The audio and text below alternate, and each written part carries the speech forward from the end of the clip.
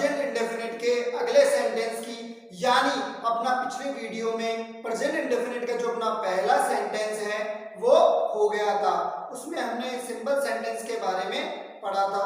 आज हम पढ़ने जा रहे हैं प्रेजेंट इंडेफिनिट के नेगेटिव सेंटेंस के बारे में, यानी आज हम पढ़ेंगे नकारात्मक वाक्य के बारे में। तो चलिए आइए शुरू करते हैं। शुरू करने से पहले सभी गाइस वीडियो को लाइक करें, शेयर करें, कमेंट करें और ज्यादा से ज्यादा सब्सक्राइब करें। तो आइए शुरू करते हैं आज अपना नेगेटिव सेंटेंस।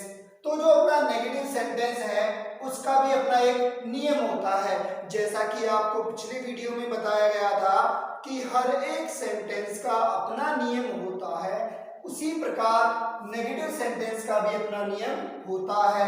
यानी इसका नियम यह है कि इसमें क्या आता है गाइस, नोट, और वो भी कहाँ आएगा, तीसरे स्थान पर। यानी इसका छोटा सा नियम है, इसमें क्या आएगा, नोट, और वो भी कौन से स्थान पे आएगा, तीसरे स्थान पर आएगा। अब इसमें जो नोट है वो कौन से स्थान पर आ रहा है, तीसरे स्थान पर। कौन से स्थान पे आ रहा है गाइस, तीसरे स्थान पर। तो बस अपने को इतना सा नियम इसका याद रखना है, बाकी अपना जो है इसमें एचवी का प्रयोग भी होगा, सारा सब कुछ होगा। बस आपको इतना ध्यान रखना है कि यदि सेंटेंस आपका एक वचन हो तो क्या आएगा, 10, और यदि आपका सेंटेंस बहुवचन यानी प्लूरल हो तो क्या आएगा गाइस, डू आएगा। तो चलिए हम आगे बात करते हैं। तो जैसे कि हमें ये सेंटेंस दिया हुआ है, मैं स्कूल नहीं जाता हूं, मैं स्कूल नहीं जाता हूं। जैसा कि आप सभी को बताया गया है कि यदि आपको कोई सा भी सेंटेंस दे दे, आपको एक नियम लगाना है और उस नियम का नाम है TSF, यानी आपको TSF का नियम नहीं भूलना है। तो आपको ये याद रखना है कि आपको TSF का नियम जरूर लागू करना है। TSF सबसे पहले आपको T लागू करना है। T का मतलब है टेंस, यानी आपको वाक्य में टेंस पहचानना है। टेंस पहचानने के लिए वाक्य के लास्ट में जाते हैं और लास्ट में क्या आ रहा है, ता है। तो ता किसकी पहचान है, प्रेजेंट इंडेफिनिट की। तो ये अपना कौन सा टेंस हो गया, प्रेजेंट इंडेफिनिट। देन इसके बाद में अपने को क्या पहचानना होता है गाइस, सेंटेंस। और सेंटेंस पहचानने के लिए हमें ये भी मालूम होना चाहिए कि सेंटेंस कितने प्रकार का होता है। तो सेंटेंस बात करते हैं, इसमें क्या आ रहा है, नहीं। तो ये अपना कौन सा सेंटेंस हो गया, नेगेटिव सेंटेंस, यानी हमने सेंटेंस भी पहचान लिया। अगली बात करें एफ, यानी अपने को क्या करना है, फॉर्मूला बनाना है। क्या बनाना है, फॉर्मूला। और फॉर्मूला बनाने के लिए जैसे कि आपको पिछले वीडियो में कहा था, दो बातें मालूम होनी चाहिए, एक NF यानी नॉर्मल फॉर्मूला, यानी आपको इस फॉर्मूले की जानकारी होनी चाहिए, ये फॉर्मूला आपको याद होना चाहिए। दूसरी बात, आपको लो पता होना चाहिए, यानी नियम, यानी जिस सेंटेंस के आप अंग्रेजी बनाने जा रहे हो उसका आपको क्या पता होना चाहिए, नियम पता होना चाहिए। तो इसका नियम क्या है, नोट कौन से स्थान पे आएगा, तीसरे स्थान पे। यानी NF में आपको वही चीजें जोड़नी है और वही चीजें घटानी है जो नियम कहता है। अब नियम केवल इतनी सी बात कह रहा है कि नोट कहाँ आएगा, तीसरे स्थान पे। तो इसमें तीसरे स्थान देखो, 1, 2 और 3, यानी NV से पहले और HV के बाद क्या रहेगा, नोट। तो देखो S HV और ये तीसरे स्थान पे क्या आ गया अपना नोट, आगे MV ऑब्जेक्ट और ETC। तो यानी फॉर्मूले में आपको केवल जोड़ना है और घटाना तो कुछ भी नहीं है। तो ये था अपना नेगेटिव का नियम। अब अपना फॉर्मूला भी बन गया और सेंटेंस अपने सामने है। अब अपने को क्या करना है, इसकी इंग्लिश बनानी है। तो इंग्लिश बनाते समय आपको सबसे पहले फॉर्मूले को देखना है, फॉर्मूले में क्या आ रहा है। तो सबसे पहले सब्जेक्ट। अब वाक्य में सब्जेक्ट ढूंढो, यानी कौन स्कूल नहीं जा रहा है, मैं, यानी स्कूल जाने का कौन नहीं कर रहा है, मैं। तो मैं क्या हो गया, सब्जेक्ट। तो यहाँ पे मैं की अंग्रेजी हो गई आई। देन इसके बाद में वापस फॉर्मूले को देखो क्या आ रहा है, HV। और HV हमेशा ध्यान रखना किसके अनुसार लगती है, सब्जेक्ट के अनुसार। सब्जेक्ट एक वचन है, बहुवचन है। अब यहाँ सब्जेक्ट एक वचन है, बहुवचन है, याद है ना, मैंने पिछले वीडियो में कहा था कि आई और यू को अंग्रेजी में क्या मानते हैं, बहुवचन। आई और यू को अंग्रेजी में क्या मानते हैं, बहुवचन। तो यहाँ पे आई आ गया, आई बहुवचन है तो बहुवचन के लिए क्या आता है डू, तो यहाँ आ गया अपना डू। बाकी तीसरे नंबर पे क्या है नॉट, ये अपना तीसरे नंबर पे नॉट लिख दिया हमने।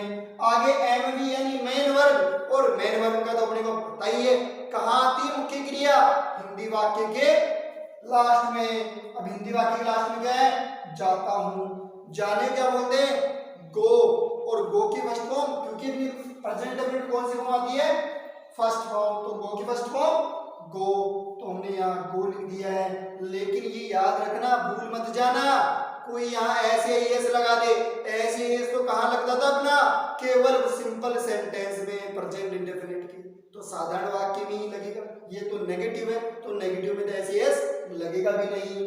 आगे इसके बाद में ऑब्जेक्ट कहाँ नहीं जाता है वो स्कूल। अब स्कूल क्या है एक जगह है, गंतव्य स्थान है, और जगह या गंतव्य स्थान और क्रिया के बीच में संबंध बताने के लिए किसका प्रयोग करते हैं टू, तो क्या हो गए टू स्कूल, यानी I do not go to school. ये इस प्रकार अपना जो सेंटेंस है ये बना है। तो आइए कुछ और इसके सेंटेंस लेते हैं इसी के साथ में। तो देखिए गाइस, ये आपके सामने मैं दो सेंटेंस लाया हूं, इन दोनों सेंटेंसों के माध्यम से मैं आपको बहुत छोटी छोटी जानकारी देने वाला हूं। तो देखो सबसे पहले अपना सेंटेंस है राम और श्याम क्रिकेट खेलने नहीं जाते हैं।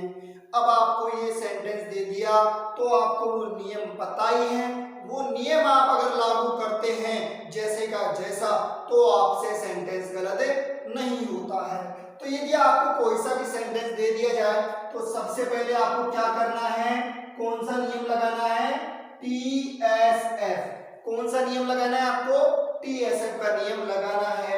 यानी सबसे पहले आपको टेंस पहचानना है, और टेंस पहचानने के लिए हिंदी वाक्य के लास्ट में जाते हैं, और हिंदी वाक्य के लास्ट में गए और देखा कि ये कौन सा टेंस है, तो ये कौन सा टेंस हो गया अपना प्रेजेंट इंडेफिनिट। कौन सा टेंस हो गया अपना ये प्रेजेंट इंडेफिनिट। अब इसके बाद में हम अगली बात क्या करते हैं सेंटेंस पहचानते हैं। सेंटेंस पहचानो, देखो क्या आ रहा है इसमें नहीं, यानी ये अपना कौन सा सेंटेंस हो गया नेगेटिव सेंटेंस हो गया। कौन सा सेंटेंस हो गया नेगेटिव सेंटेंस हो गया। चलो टेंस भी पहचान लिया, सेंटेंस भी पहचान लिया, अब क्या बनाना है फॉर्मूला, और फॉर्मूला बनाने के लिए दो बातें मालूम होनी चाहिए अपने को, एक NF और एक लो। अब अपना NF क्या होता है, तो NF सभी को याद होगा I hope, subject HV MV object और ETC, ये अपना नॉर्मल फॉर्मूला था। तो एक तो ये पता होना चाहिए और एक आपको ये भी मालूम होना चाहिए कि अपना नियम क्या है। तो नेगेटिव का नियम क्या था, नोट कौन से स्थान पे आता है तीसरे स्थान पे। तो अपना नियम हो गया, सारा सब कुछ हो गया। अब क्या बना दो फॉर्मूला, तो फॉर्मूला नियम जो कहता है वही जोड़ो NF में और वही घटाओ। तो नियम केवल एक बात बोल रहा है कि नोट कहाँ लगाना है तीसरे स्थान पे। तो देखो एक, ये दो, और तीसरे स्थान पे क्या आ गया अपना नोट, और आगे बचा जो ऐसा का ऐसा उतार दो। तो ये बन गया अपना फॉर्मूला। और अब बढ़ा तो इसकी अपने को अंग्रेजी। तो देखो सबसे पहले S यानी सब्जेक्ट, आपको कर्ता देखना है। कर्ता कैसे देखते हैं, लास्ट में जो क्रिया हो रही होती है, जो काम हो रहा होता है, उस काम को करने वाला कर्ता। यानी क्रिकेट खेलने कौन नहीं जा रहे हैं, राम और श्याम। केवल राम नहीं जा रहा, केवल श्याम नहीं, ये दोनों के दोनों ही क्रिकेट खेलने नहीं जा रहे। तो ये दोनों के दोनों क्या हो गए अपने सब्जेक्ट। तो राम और श्याम, इसको हम लिखेंगे राम एंड श्याम। तो ये क्या हो गया अपना सब्जेक्ट। तो सब्जेक्ट ठीक है राम एंड श्याम। देन इसके आगे HV, और HV के लिए कहा था ये किसके अनुसार लगती है सब्जेक्ट के अनुसार। एक वचन के लिए तो क्या आता है 10, क्या आता है वचन के लिए 10, और बहुवचन के लिए क्या आता है डू। तो राम एंड श्याम दो हो गए, कितने हो गए दो। तो सीधी सी बात है एक वचन नहीं रहा तो क्या आएगा डू।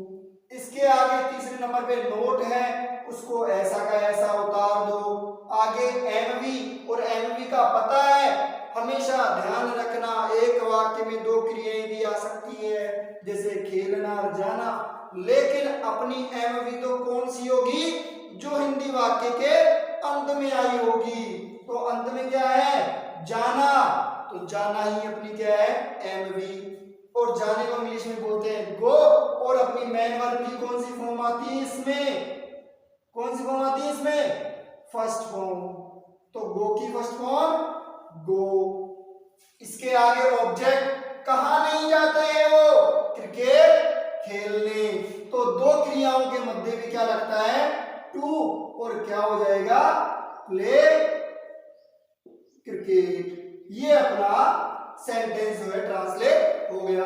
तो आपको यहाँ कुछ चीजें ध्यान रखनी है, और साथ ही आपको एक और चीज बता दूं, कई स्टूडेंट क्या करते हैं कि सर ने कहा था कि नोट कौन से स्थान पे आता है, तीसरे स्थान पे, 1, 2 और 3, लेकिन वो थोड़ी सी अपने जो दिमाग दिया होता है उसके ऊपर से सोच लेते हैं, और उनके साथ में क्या होता है, वो कैसे गिनने लग जाते हैं, 1, 2, 3, 4 और 5, कि यहाँ तो नोट 5वें नंबर पे आ गया, और जबकि सर ने कहा था ये तीसरे नंबर पे आ गया। अरे तीसरे नंबर पे ये नोट देखो एक बार, राम एंड श्याम, ये अलग अलग नहीं, ये सारा का सारा क्या है अपना एस सब्जेक्ट, और डू क्या है, एचवी।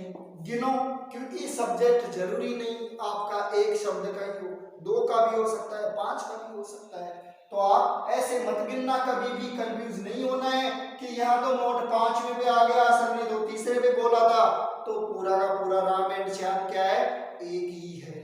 ये क्या हो गया अपना सब्जेक्ट। अब गिनो 1, 2 और 3, तो देखो अपना नोट कौन से नंबर पे आया है, तीसरे स्थान पे ही आया है। तो ये था अपना पहला सेंटेंस जिसमें आपको कुछ चीजें ध्यान में रखनी थी। अब अगला सेंटेंस है जिसमें आपको थोड़ी और इंपॉर्टेंट चीजें बताने जा रहा हूं। तो देखिए, अब आपको मैंने सेंटेंस दे दिया, मोहन के लिए राम फल नहीं लाता है। तो सबसे पहले क्या करना है, अंग्रेजी नहीं बनाने बैठनी है, जो नियम बताया वैसे ही अपने को चलना है। सबसे पहले क्या करो, टीएसएफ का नियम लगाओ। क्या करो, टीएसएफ का नियम लगाओ। टेंस पहचानो, टेंस पहचानने के लिए हिंदी वाक्य के लास्ट में ता है, ये किसकी पहचान है, प्रेजेंट इंडेफिनिट की। वही आगे सेंटेंस पहचानो, तो देखो इसमें क्या आ गया, नहीं, यानी नोट आ गया, तो आपका कौन सा सेंटेंस हो गया, नेगेटिव सेंटेंस हो गया। चलो सेंटेंस भी कंप्लीट। अब क्या बनाओ, फॉर्मूला, और फॉर्मूला के लिए वही आपको 2 बातें मालूम होनी चाहिए, नॉर्मल फॉर्मूला और लो। अब अपना नॉर्मल फॉर्मूला होता है ये, और जो नियम है, नियम क्या कहता है अपना नेगेटिव का, कि नोट तीसरे स्थान पे आता है। तो अब नोट तीसरे स्थान पे आता है, तो जो नियम कहता है वही चीजें इसमें जोड़ दो और वही चीजें घटा दो। तो क्या हुआ, अपना फॉर्मूला एस एच वी, और तीसरे स्थान पे क्या जोड़ दो, नोट, और बाकी का ऐसा उतार दो। तो ये अब अपना फॉर्मूला भी बन गया। अब अपने को क्या करना है, इसकी अंग्रेजी बना देनी है। बस आपको यहाँ एक चीज ध्यान रखनी है। अब कुछ बच्चे क्या करते हैं, वो सोचते हैं कि हिंदी वाक्य में जो कर्ता यानी सब्जेक्ट जो है वो शुरू में ही आता है, लेकिन ये बिल्कुल गलत है। हिंदी वाक्य में जरूरी नहीं आपका सब्जेक्ट शुरू में ही आए, हो सकता है आपका कर्ता बीच में भी आ जाए। तो देखो ये सेंटेंस है, मोहन के लिए राम फल नहीं लाता है। मोहन के लिए राम फल नहीं लाता है। तो अब कुछ बच्चे सोचेंगे सर इसमें तो मोहन सब्जेक्ट हो गया, तो मोहन कभी सब्जेक्ट नहीं होगा, क्योंकि देखो एक बार, कौन फल नहीं लाता है, राम मोहन। देखो कौन फल नहीं लाता है, राम फल नहीं लाता है। कौन नहीं लाता है, राम फल नहीं लाता है। तो ऐसे आपको ध्यान रखना है। दूसरी चीज, अगर किसी नाउन के साथ क्या आ जाए हिंदी वाक्य में, प्रीपोजिशन। यदि किसी नाउन के साथ क्या आ जाए, प्रीपोजिशन, तो वो तो आपका वैसे भी सब्जेक्ट नहीं होगा। ये ध्यान रखना, किसी व्यक्ति, वस्तु, स्थान इनके साथ में यदि नाउन आ जाए तो आपको समझ लेना है कि वो तो आपका कभी सब्जेक्ट नहीं हो गया, यानी नाउन के साथ में प्रीपोजिशन आ जाए। तो देखो ये आपका नाउन है, मोहन एक नाम है और नाम के साथ के लिए, तो के लिए की अंग्रेजी क्या होती है? फॉर, और फॉर क्या होता है अपना? प्रीपोजिशन। तो प्रीपोजिशन के साथ आ गया मोहन है, तो ये तो समझ जाना है कि मोहन तो वैसे भी अपना नहीं होगा। और जिस भी नाउन वर्ब प्रोनाउन के साथ में प्रीपोजिशन आता है, ये बात ध्यान रखना, उसकी अंग्रेजी हमेशा लास्ट में बढ़ाएंगे। कहां बढ़ाएंगे उसकी अंग्रेजी? हमेशा लास्ट में। तो देखो, तो ये तो इसको तो अपन लास्ट के लिए रख देते हैं ऐसे डिब्बा पैक करके, क्योंकि प्रीपोजिशन वाले तो सबके सब कहां आएंगे? लास्ट में। तो देखो, तो सब्जेक्ट क्या है? कौन बल नहीं आता है? राम। तो राम क्या हो गया अपना? सब्जेक्ट। फिर इसके आगे एचवी, और एचवी के लिए कहा है ये किसके अनुसार लगती है? सब्जेक्ट के अनुसार। एक वचन है तो क्या आएगा? डस, राम डस। और तीसरे स्थान पे अपना नोट। इसके बाद में एमवी, मैन वर्ब, वही लास्ट में। लाना, लाने को बोलते हैं ब्रिंग, लाने को क्या बोलते हैं? Bring. Ram does not bring, क्या नहीं लाता है राम? फल। तो फल को अंग्रेजी में कहते हैं फ्रूट। राम फल नहीं लाता। किसके लिए? मोहन के लिए। अब प्रीपोजिशन भाई साहब क्या होता है? हिंदी में तो नाउन के बाद आता है, और जब इसकी अंग्रेजी बनाते हैं तो वो प्रीपोजिशन उस नाउन से पहले आ जाता है। तो देखो ये प्रीपोजिशन हिंदी में तो इसके बाद है ना के लिए, लेकिन अंग्रेजी में उल्टा हो जाएगा, पहले प्रीपोजिशन और फिर नाउन। तो ये क्या हो जाएगा? फॉर मोहन, यानी Ram does not bring fruit for Mohan. तो ये अपना सेंटेंस इस प्रकार सोल्व हुआ है। तो ये कुछ नियम, कुछ बातें थी जो आपको मैंने बताई है। यदि आपके किसी के कोई भी डाउट हो तो आप कमेंट करके अपना जो भी डाउट है वो लिख सकते हो। तो गाइस, यदि आपको आज की वीडियो अच्छी लगी तो वीडियो को लाइक, कमेंट, शेयर करें और ज्यादा से ज्यादा सब्सक्राइब करें। इसी के साथ मिलते हैं अगली वीडियो में। Okay guys, thank you guys.